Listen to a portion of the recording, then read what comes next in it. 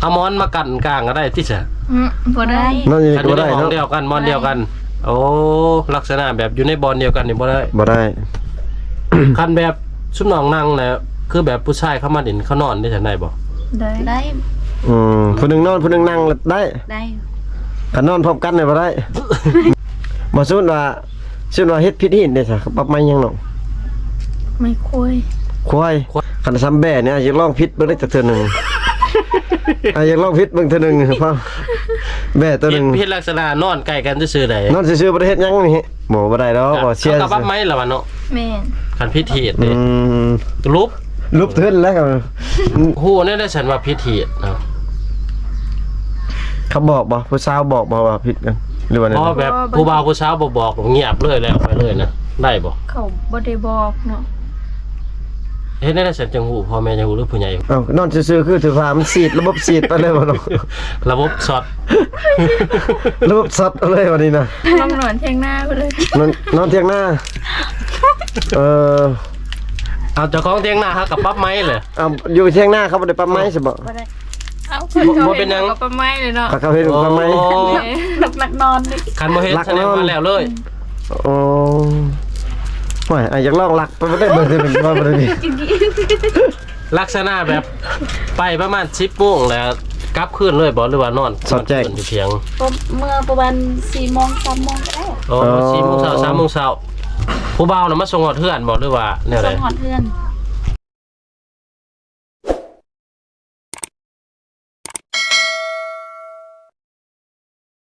จะจากอิงฟ้าบ่ ตัวเป็นยังไงหลังจากที่ว่าม อบเครื่องมอบของ แม่น ถามข่าวพี่น้องกะ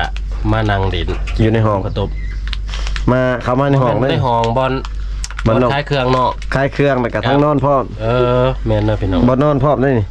แล้วก็กินขนมพี่น้องโอ้หลายนี่ เอาบ่กล้านั่งบอลน้องนอนดอกถ้าก็นั่งอยู่ดุมๆพี่น้อง แม่นให้น้องเพิ่นนั่งอยู่เทึงจะได้ว่ามันสิเป็นอย่างอื่นจะมันสิสดเด้อพี่น้องเอ้ยนั่งใกล้ บ่ได้เด้ ผิดเห็นปรับไม้กันกินงัวกินควายโอ้ยตายเลยพี่น้อง พี่น้องเอ้ย จานั้น ใครแต่ว่าเขาอนุญาตเลยเนาะ แม่น เพิ่นอนุญาตให้เขา ชุดน้องบ่ได้อีหยังเคินว่าอนุญาตเลยเนาะ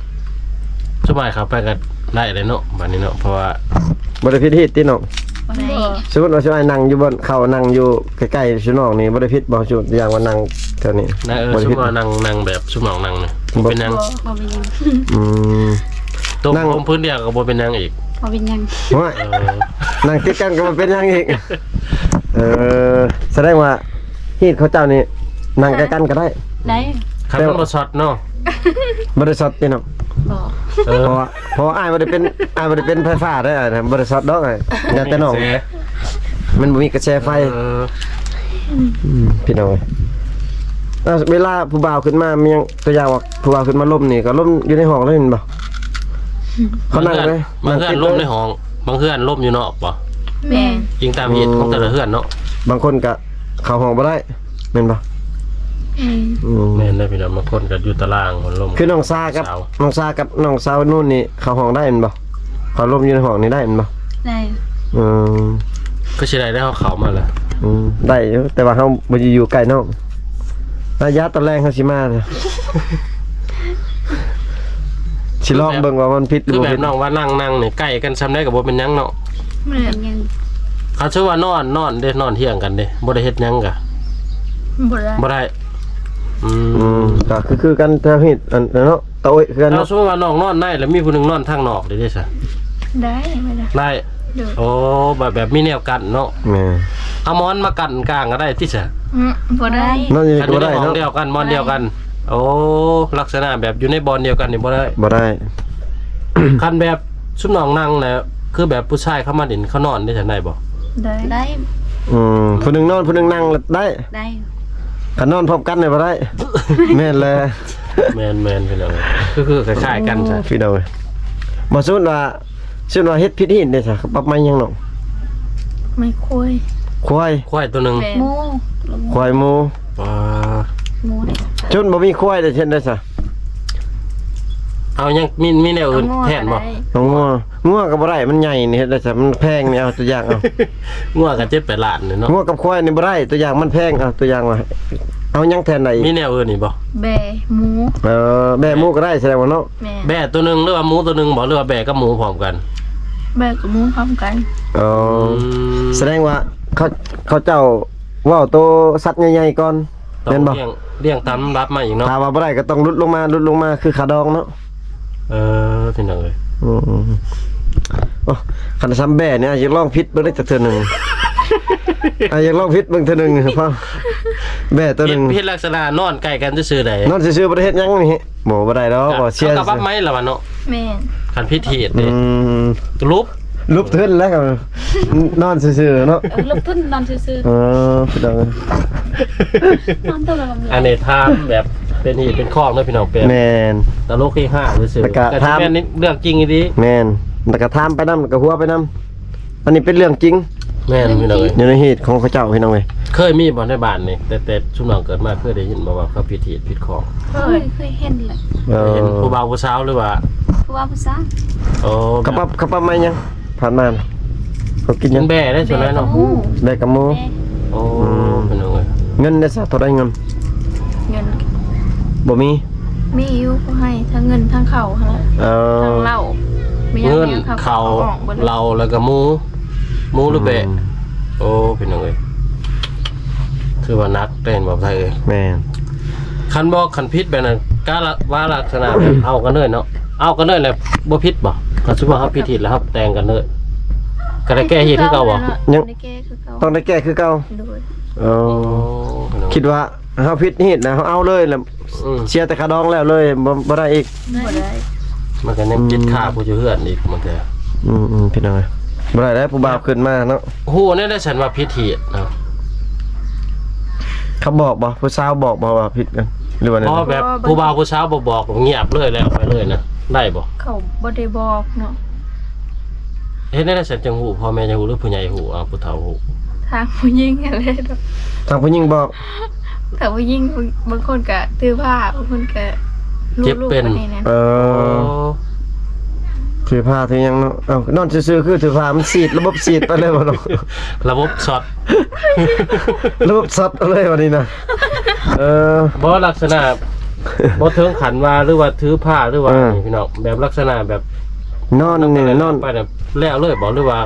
แบบเป็นเจ็บเป็นไข้บ่หรือว่าจะจะ เป็น ฮู้ เจ็บเป็นไข้ เป็นเจ็บเป็นไข้ แม่ แล้วเข้าไปเบิ่งไปยังเนาะ โอ้ ไปดูเบิ่ง พี่น้อง ไป เอ้ย ดูเบิ่งก็ฮู้ ไปดูเบิ่งว่าจังหวะโอ้ผู้นี้กับผู้นี้เนาะ อืม แล้วก็เนาะ อืม พี่น้อง แม่นๆพี่น้องเอ้ย ต้องไปดูหมอเบิ่งพี่น้องหมอเพิ่นเล่าแล้วก็ หมอถ่วงปั๊บถือปั๊บ อื เนาะ ม คันบ่แก้ได้เอาแล้วเฮ็ดแล้วไปเซยไปนี่ ต้องเจ็บไข้แล้ว บ่แก้ก็ยังเจ็บไข้คือเก่า แม่ คันแก้นี่ถือว่าเศร้าเลย เศร้า แบบคือสุนหมอว่าเจ็บไข้เทิงขันแบบเสียชีวิตบ่หรือมี แม่ บ่ แม่น โอ้แสดงว่าแห้งเด้ นี่ได้เขาจังแบบจาน เพราะว่า ยีดานของมา เพราะว่าเขาเจ้าถือศาสนาพีเนาะ แม่ บ่คือทางเฮา ได้ เด้ กันพิษอีดีเลย ผิดดีๆทางนี้ คือแต่ละบอลเข้าไปกันคัน บ่ แก่ก็คันว่าหมูก็เป็นหมูงัวก็เป็นงัวเลยพี่น้องเอ้ย ระวังนะพี่น้องเอ้ยหนุ่มไทยหรือหนุ่มลาวที่ว่าสิมาลินมาหัวพี่น้องเอ้ยถ้าบ่ฮู้จักฮีดข้องหรือว่าประเพณีนี่ แม่นกับบ่ได้รับ เจอ อ นะ นุญาตจาก อืม ครอบครัวเพิ่นก็บ่จะเป็นแบบเฮาสิไปนั่นไปนี่พี่น้องเอ้ยหรือว่าลวงเกินเนาะ แม่ คันเพิ่นว่าอนุญาตบ่ได้บ่สร้างว่าตัวนั้น หนุ่มลาวหรือว่าหนุ่มไทยหนุ่มโสดเนาะพี่น้องที่ว่าอยากมาลินสาวๆอยู่นี่ก็ต้องพังเบิ่งคลิปนี้ให้จบพี่น้องก็สิได้ฮู้ฮีดข้องประเพณี อันนี้ศึกษาเหตุของประเพณีนำ แม่ บางเฮือนบางท้องถิ่นก็คือกันแล้วก็บางเฮือนก็บ่คือกันนี่แหละ แม่ ของไทย บ่น้องอยากถามอีกตัวหนึงคือน้องว่าขึ้นมาในห้องนี่นอนนำกันบ่ได้อิหยังต่างๆอยู่ในนี่เนาะบัดเวลาเขาเฮ็ดได้เขาจึงเอากันมาเฮ็ดได้ซะเขาไปนอนนี่ใช่ซะ อืม ก็ลองนอนเที่ยงหน้าไปเลย นอนเที่ยงหน้าเออ เอาเจ้าของเถียงนาฮะกับปั๊บไม้เลย เอาอยู่เที่ยงหน้าเขาบ่ได้ปั๊มไม้ใช่บ่ บ่ได้ เอาคนเขา บ่เป็นหยัง ก็ประมาณเลยเนาะ เขาเฮ็ดปั๊มไม้ โอ้ แม่ หนักๆนอนดิ คันบ่เฮ็ด รัก แสดง นอ ว่าน แล้วเลย โอ้ไม่อยากลองลักไปบ่ได้เบิ่งสิเป็นว่าบ่ได้นี่ ลักษณะแบบไปประมาณ10โมงแล้ว กลับคืนเลยบ่หรือว่านอน สอดแจ้ง อยู่เถียง เมื่อประมาณ4 โมง 3 โมงก็ได้ โอ้4 โมงเช้า3 โมงเช้าผู้บ่าวน่ะมาส่งฮอดเฮือนบ่หรือว่าแนว ส่ ใด งหอดเพื่อน เอาอย่ามาจอดอยู่ทางไหนผู้สาวอย่า เอ้า มาเอง พ่อแม่บ่ได้ถามบ่ว่ามาแต่ไสดึก ใครสิให้ ลูกคือตื่นเช้าแท้พ่อแม่สิว่า บ่ให้พ่อแม่เฮ็ดอีก บ่ให้พ่อแม่เห็น เอาสมมุติว่าเพิ่นลุกเข้าห้องนอนห้องน้ำนั่นนี่ได้ซะ เพิ่นมากลางคืนเอ้าคือบ่เห็นนี่11 โมงคือบ่เห็นมา12 โมงบ่เห็นจะมา4 โมงเอ้าพ่อแม่บ่ถามบ่ว่าจะไปไสเมื่อคืนนี่ ทำแหละ อ่ะเจ้าสิว่านี่จ้ะตัวอย่าง ไป ว่า ดินไปยัง ไปลิ้นไปกินเบียร์ ไปเล่นกินเบียร์น้ำเพื่อนหมู่ อืม โอ้พี่น้องเว้ยต้องมีวิธีแก้เองนะพี่น้องเว้ย มื้อหน้าคันน้องมากับน้องกับ1เขาเลย ตื่นแต่เช้าเด้ เรื่องเติมน้องกลับมา3 โมงกับ1 3 เขา โมง4 โมงกับ1เขาเลย หนึ่ง พ่อ เขา แม่แฮงยอกได้ว่าชุบน้องโอ้คือรู้คือมันน่ะ เดินดึกลูกเช้าเนาะเออ โอ้ยหนู ก็ แสดงว่าอยู่เที่ยงหน้าเที่ยงไห้กับพิษเถื่อนคัน ถ้าว่า เขาเห็น ถ้าว่าเจอถ้าเขาบ่เจอถือว่าโชคดีไปเนาะพี่น้องเว้ยเฮ็ดได้น้องคือว่าอันชวนกันไปอันเที่ยงหน้าเฮ็ดจังทำมิตรนะผู้บ่าวบ่หรือผู้สาวชวน ผู้ใดเป็นคนชวนเนาะ ผู้บ่าว ผู้บ่าวบ่เป็นคนชวน นี่ ชวนอ่ะเขาชวนได้ตัวอย่างว่าแบบฮีดกับเจ้าชวนไปกินเบียร์ก่อนบ่หรือว่าได้ชวนไปนั้นหรือว่าชวน เอาได้เหยาะเอ้ย วิธีชุนอง ผู้บ่าวสมมุติว่าสมมุติว่า บ่แม่นชุนองดอกแต่ว่าสมมุติสินะแบบฮีดชุนองน่ะเขาชวนแบบใดแบบว่าไปกินเบียร์แล้วบ่หรือว่านี่บ่ ไปดินบ่หรือว่าไปหยังบ่ หรือว่าไปเที่ยงหน้าน้ำอ้ายบ่มันนี่บ่แม่นบ่แบบใดเป็นแบบใดเขาบอกไปได้ใช้วิธีเขา แบบเขาส่วน ก็ชวนแบบได้เอา วิธีชวนก็บ่ได้ ผู้ใดเป็นในหูต้อง แม่น คลิปนี่แบบตลกให้5ไปนำเป็นหยังเอ้ย เขาชวนแบบเขาชวนไปเล่นไปนั่นไปนี่ไง เออ กินนั้น ไปกินตำมอเนาะ กินนั่นกิน ตำมันยังเปิด10 โมง11 โมง ตำมะละกอ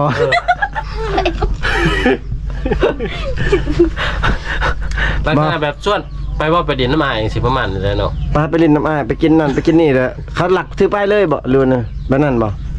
เขาชวนขี่ไปรถไปเลยแม่นบ่ ก็ฮู้เองเนาะเป็น เป็นแฟนกัน แฟนกัน ต้องเป็นแฟนกันจังไปแม่นบ่ เมียน ก็ว่าสิเอากันแล้วจังไปนํกัน คันบ่แม่นแฟนกันนี่ไปบ่ได้อีก บ่ได้ก็ไป อ๋อ แม่นพี่น้องแม่นก็สิคือทั่วไปผู้ว่าผู้สาวหักแพงกันกล้าว่าสิแต่งงานกันแล้วจังไปนํกันได้ ขี่รถได้เนาะไปเนาะ ขี้ เขาเจ้ามาหับอยู่เฮือนติ หับเรือน จักโมงไปประมาณ10 โมง11 โมง 8 โมง 8 โมง หัวค่ำเถอะเนาะ ป้าไปเดือขับมาเลยพี่น้องคือสิได้ไปฮักหน่อไม้คือสิได้ลายหน่ออยู่ ไปหาอากาศกบ คือสิได้ลายโตอยู่กันแต่ไปเป็นคนแรก ถือหัวโคมไปน้ำถือไฟฉายไปน้ำการกบมาเลย พี่น้อง ทักก็ได้เนาะมาใช่เนาะ แน่ ฟังคนเว้ากับม่วนน่ะพี่น้อ ม่ว ง น แต่ว่าเฮาบ่แม่นแบบทางเขาเจ้าได้เฮ็ดบ่ได้เด้ แม่นแต่ว่าไปยามเดือนแจ้งนี่คือสิคักเนาะแบบเดือนแจ้งคือไฟฟ้าเปิดตลอดนี่เนาะ การกบการเขียดเลย เป็นน้องบ่น้องบ่เคย บ่เคยเนาะอันนี้แต่ว่าชิน้องว่าแบบฮิตของชิน้องแต่ว่าบ่แม่นชิน้องไปอันนี้เนาะให้พ่อแม่พี่น้องได้ฮู้นำกันพี่น้องเอ้ยบ่แม่นว่าน้องไปได้พี่น้องเอ้ย อันนี้เว้าแบบ เว้าแบบฮิต ฮีดข้องแล้วก็เฮาก็ วิธีของเขาเจ้า กันวิธีล่มสาวเลย แม่น คันชุบว่าไปนั่นน่ะด้นไปได้แหละจังแต่งงานกันไปนํกันนะตลอดนะ ดนบ่จังแต่ง ร่วมกันดนไปได้จังแต่ง เดือนหนึง2 เดือน อ๋อแล้วแต่งเลย อ๋อ แล้วได้จะไปบอกพ่อแม่บ่ทั้งผู้สาวบอกว่า หรือว่าทาง ให้ไป บ่าว แต่ง ทั้งสองฝ่ายเลยเนาะ สองฝ่าย คือสำหรับเป็นบ่าวเจ้ากันน่ะร่วมกันเนาะมามือได้แหละไปแต่งไปขอแหละตกลงกันได้บอกพ่อแม่ เลย อ๋อบัดนี้ขาดองได้ น้องน้องเองบ่ไปบอกหรือว่าให้หมู่ไปบอกพ่อแม่นะ บอกเอง บอกเองเลย บางบ้านเพิ่นให้หมู่ครูได้ไปบอกน้องไทยเนาะ แม่ ตามครับ มีบอกให้หมู่ไปบอก ก็มีบางคนบ่กล้าเห็น เออ คือ ให้ ชุน้องเป็นผู้ว่าแหละชุน้องเป็นผู้สาวแหละไปบอกให้หมู่ไปบอกพ่อแม่แน่จังซี่บ่ ว่าเฮาสิได้อยากได้ผัว ถ้ามักผู้นั้น บัตรขาดองนี่จะแพงบอกผู้ได้เป็นผู้เอาขาดองนี่พ่อแม่บ่รู้ว่าชื่อน้องเฮาเอง พ่อแม่ พ่อแม่ ญาติว่าชุน้องตกลงกันจะเอาเท่านั้นเด้อเท่านี้เด้อ ย่านว่าผู้บ่าวกับผู้สาวเว้ากันเฮาบ่มีเงินได้ผู้บ่าวว่าเฮาเว้ากันว่าตัวนี้ล้านตัวนี้ล้านบ่มีบ่ สมมุติว่าพ่อแม่อยากได้20ล้านเลยผู้บ่าวมีแต่10ล้านเนี่ยเฮ็ดแน่ได้บัดเนี่ย รักเอากันเลย คนมากนะเอากันเลย ไปนํกันเลยนี่บ่ไปนํกัน มี มีอยู่เนาะ โอ้ ขดองตำลังเอาเอง ขาดองตำลังเลย แม่ อืมแสดงว่าขาดองนี่พ่อแม่เป็นผู้เว้าเนาะ แม่ แต่เรื่องบางคักเรื่องสิเอากันหรือบ่เอากันก็ขึ้นกับผู้บ่าวผู้สาวอีก แม่นเรื่องขาดองนี่ได้หรือบ่ได้ก็ยังบ่ฮู้พี่น้องเว้ย อืม บางทีบ่มีขาดองก็ไปนํกันเลยก็แล้วเนาะ แม่ แบบนั้นจักมือเขาจังมาส่งเอาหรือว่าทางเพื่อนทางฝ่ายยิงไปนํเอาบ่ 3 มื้อเขาจึงมา อ๋อ มาบอกน้ำพ่อแม่เขา ผู้ชายบ่มาบอกฝ่ายชาย แม่น ลูกจะเอาไปน้ำข่อยเด้อจังซี่เนาะหัวไทย หลังจากที่ว่าแต่งงานอยู่นำกันแล้วก็เฮ็ดเรือนต่างจากพ่อแม่เด้เนาะอยู่นำพ่อแม่ก็ได้บ่ชุน้อง อยู่น้ำพ่อแม่เขา อยู่นำพ่อแม่ก็ได้เนาะ แม่ อืม เอาแล้วก็เฮ็ดเวียกเฮ็ดงานก็รายได้นี่ก็มีแต่เฮ็ดหัวเฮ็ดสวนคือเก่าเลยเนาะหมุนๆไปแบบนี้ตลอดแม่นบ่ แม่ เออ และสมมุติว่าคันจักเดือนจักปีจังมาแต่งกันคือชุมายไปแต่ละวันบางเทื่อคนบางคนก็2ปี3ปีเขาจังมาแต่งงานใหญ่นะ หรือว่าเขาเอามาแล้วอยากแต่งเลยก็ได้บ่ ได้คันมีบ่ คันมีเงินโอ้ ปีน อืม กรณีแหละบ่มีเงินแหละถ้าให้มีเงินแล้วจังแต่ง แม่ แต่ว่าผู้หญิงน่ะไปอยู่เพื่อนผู้ชายแล้ว เขาไปส่งนางแล้วแม่นบ่ แม่ โอ้บ่ได้ คักๆเลย แต่ว่า ติดหนี้ค่าโรงก่อน แบบนี้ของชุน้องนี่เอากันง่ายเนาะเอากันง่ายเนาะ แม่ อืม ขาดองนี่บางทีมีบ่มีกันแล้วบทบรรทอกบันทึกบางทีก็บ่มีเนาะ แต่หู เอาไง แกหูแล้วก็แล้ว เอาง่ายปะง่ายพี่น้องบางทีผิดกันกับปะกันเลยเห็นป่ะ แม่ บ่ได้ปรับใหม่หยังเลยพี่น้องเอ้ย มันบ่มีลายลักษณ์อักษร แม่น มีหยังหนังเสียน ก็คือถ้ามักกันกับผู้บ่าวกับเอากันเลยพี่น้องเอ้ย มีบ่ทิศช่องทิศละปากันเอากันในบ้านนี่มีบ่ มี เอากันประมาณทิศ1 2ทิศปะก็ฮิตของประเภทนี้เพิ่นนี่ก็คักไปนิดนึงพี่น้องเอ้ย ทางมังกรพุ่นเนาะ แม่น ทางตะโอยก็สิแบบหนึงอีก แต่ก็คล้ายๆกันแต่บ่คือกันเด้ แม่น เนาะ แตกต่างกันไปพี่น้องเอ้ย หอนเด้ต้องใช้ชุดนำมาหอนบ่ ฮอนตัวเอา ชุดน้องมักผู้บ่าวนี่มีสเปคอยู่บ่ มีสเปคเนี่ย มักสเปค บ่ คน สเปคก็บ่มัก บ่มีสเปคแบบคนรอคนรวย คนเท่คนบ่คนขี้ร้ายก็เอาบ่หรือว่าใดๆมักผู้บ่าวรุ่น เอาแต่สเปค ขี้ร้ายก็เอาเนาะหรือว่ามักผู้บ่าวรุ่นใหญ่ๆรุ่นแก่รุ่นอายุแก่บ่รุ่นน้อยบ่เนาะบางคนก็มักนะ เรา มี รวยๆบ่หรือว่าทุกข์ยากขาดเคินหรือว่าแบบใด อืมแต่ว่าน้องสาวๆนี่ว่ามีสเปคอยู่เนาะน้องเนาะเนาะน้องว่าคนขี้ร้ายก็เอาน้องว่าแม่นบ่ แบบได้น้องมักเอา น้องมักบ่ได้เอาผู้บ่าว มักไปได้ผู้บ่าว บางคนสูง คนสูง คนสูง มีหยังอีกบาทนี่ 2เมตรขึ้นไปบ่ รับ3เมตรหรือ2เมตร คนสูงคนใหญ่เนาะ สูงคนใหญ่แล้วก็มีหยังอีกบาทนี่สเปคน้องมันได้อีกบาทนี่ รอรวยนี่ รอรวย ห บ่ ว่า บ่เกี่ยวแบบ บ่เกี่ยว บ่เกี่ยวกับรอรวยเนาะแล้วมีหยังอีกบาทนี่ เอาแอมของอะไร ขอเอาแต่คนจริงใจกับพ่ออั นนี้ มั เท่าก นั้น แท้ฮักแท้เนาะ แม่น พี่น้องเอ้ย ขอบใจ บัดน้องนู่นได้ซะมีสเปคอยู่บ่ คือจังเอ่ยเพิ่นเว้าหั่นล่ะ เดี๋ยวเลือก คือกัน เดี๋ยว เนาะ เลือกคนรอเนาะพี่น้อง บ่ได้เลือกคนรอแต่ว่าเลือกคนจริงใจเพิ่นว่า แล้วเลือกคนจริงจังแบบว่าขี้ร้ายก็อย่าแบบ เอา จ กั ริ น ง ไป จัง แหละช่วยกันสั่งกันท้าเนาะ เอามา บ่แม่นเอากันไปแต่ไปปาร์ตี้ตลอดบ่ได้เด้เนาะ คันเอาไปนี่ผู้หญิงนี่ต้องเฮ็ดเวียกตลอดเลยผู้หญิงเนาะ แม่น บาดผู้ชายนี่ไปดินไปเที่ยวก็สบายแม่นบ่ ผู้หญิงกับผู้ชายนี่กับผัวนี่ผู้ใดเฮ็ดเวียกถูกกว่ากัน ผู้หญิง ผู้หญิงถูกกว่า แม่น ผู้หญิงนี่ลักษณะเวียกเฮือนนี่แม่นเบิดแม่นบ่ แม่น ตามเขาวตามหน้านึ่งข้าวนึ่งน้ำให้อยู่เฮ็ดกินบางไทย แม่น โอ้คันแบบชอบเวลาเอากันแล้วนี่ผู้หญิงนี่สามารถแบบไปหยอกผู้บ่าวบ่หรือว่าไปดินไปเที่ยวได้บ่ บ่ได้ บ่ได้ ผู้หญิงนี่ลิ้นบ่ได้ มี คันผัวนี่ลิ้นได้ เลย ลิ้นผู้สาวก็ได้ เลย โอ้ย เออ เว้าถึกใจเลยเว้ย ลักษณะผัวไปกอดผู้สาวกับเมียเห็นกับบ่ให้บ่ บ่ให้แต่ว่าอดอยู่หั่นละอยากให้อยู่เนาะแต่ว่าอดเอามันบ่ แม่น เป็นจังคือบ่ให้อะคือบ่ให้เลยอยู่ฮะยันผัวให้อีก แม่น ยันเพื่อให้คืน อย่าผัวให้คืน ลักษณะคือเฮาไปอยู่นํเขาแหละต้องตามใจเขา อืม ทางผู้ชายเป็นจังได๋ ชมพ่อแบบลักษณะผู้ชายเขาบ่มักมาอยู่เฮือนนํผู้หญิงเนาะ แม่น แต่งแล้วต้องเอามือเฮือนพุ่นเด้ มันสบายแบบนี้แนว กับ ไทย กับไอเห็นบางบ่อนนะคือขึ้นไปเฮือนอยู่ในเขตนอกหรือว่าอยู่ในเขตชนบทเฮานี่ส่วนหลายผัวกับเมียเนี่ยเขานอนคนละบ่อนเป็นหยังเนาะคือบางส่วนหลายนะไอเห็นเลยผัวกับเมียนี่นอนคนละบ่อนแม่นบ่ ลูกใหญ่ๆนิดนึงแหละเขาจอดแยกกันนอนบ่ แม่น ก็คือตัวอย่างพ่อแม่น้องนี่นอนคนละบ่อนบ่ นอนนํกันหมด หรือว่านอนนำกัน นอนนำกัน นอนนำกันบัดพ่อน้องได้ซะ คนละบอล คนละบ่อนหั่นดิเป็นบ่ เป็นบางเฮือนแสดงว่าเนาะ แสดงว่านอนนำกันก็ได้ แต่ แยก เพิ่น แยกกันก็ได้ แต่เพิ่นบ่อยากนอนหรือว่า อืม จักหย่อนอีสังอยากอ้ายลูกเต้าบ่หรือว่าจังได๋ ให้ลูกเต้าเนาะ อืม กับจากทานนิดนึงคือว่าแยกกันนอนนี่คือว่ามีลูกลายเลยเนาะบ่ได้นอนนำกันคือ บ่ได้นอนไกลก็ว่ามีลูกตลอดเนาะบางคนหัวปี ฟันเอาบ่หรือว่าอะไรฟันเอาแล้วก็ได้ลูกหรือบ่ แม่นั่นเป็นตะเงิดอยู่ได้แบบไทย นอนน จะเห็นบ่อยู่บ้านนั่นน่ะเฮือนหลังหน่อยๆลูกประมาณ 6-7 คน แยก นอนบอนเดียวกันเลย ำแยกกันนอนแต่ว่าได้ลูกหลายบัดผู้นอนนำกันตลอดพัดลูกน้อยบาดนี้ หน่อย เออ ก็สิเป็นคนนี้วิธีของเพิ่นเนาะ แม่น แต่นี่ก็จะ คือสิแม่นเพิ่นมีวิธีเพิ่นล่ะพี่น้องเอ้ยตัวนี้แม่นบ่อยากถามลึกบ่ได้ตัวนี้ก็ แล้วแต่ของเพิ่นมัน แล้วแต่ ที่ไผมัน วิธีเพิ่นอยากซักบ่ได้ก็ซักหรือว่าเพิ่นอยากกินน้ำก็กินเนาะเลือกป้องกันเอาเด้พี่น้องเอ้ย ดีแท้ก็วางแผนชีวิตจังดีเนาะวาง แม่ แผ น นคร แม่ อบ น ครัวพี่น้อง วางแผนว่าสิเอาจักคนเนาะ สิเฮ็ดไปได้จังไดฮะ ก็เยี่ยมยามทำข่าวพี่น้องเว้ยหรือว่าถามเกี่ยวกับหีดของประเพณีของทางซองสาวหรือว่าในหมู่บ้านของน้องๆเพิ่นพี่น้องเว้ยก็คืออยู่ในคลิปมันล่ะพี่น้องเว้ยเฮ็ดหยังบ่ได้อยู่ในห้องนอนพี่น้องเว้ยแต่ว่าทางอื่นนี่ถ้าไปทางอื่นแม่นแล้วแต่สิเฮ็ดเนาะพี่น้องเนาะแต่ว่าอยู่นี่แม่นปรับไม้ถูกปรับไม้แน่นอนพี่น้องก็คลิปนี้กับบ่าวผู้ไทยก็สิได้ขออนุญาตปิดคลิปไว้เพียงเท่านี้ก่อนพี่น้อง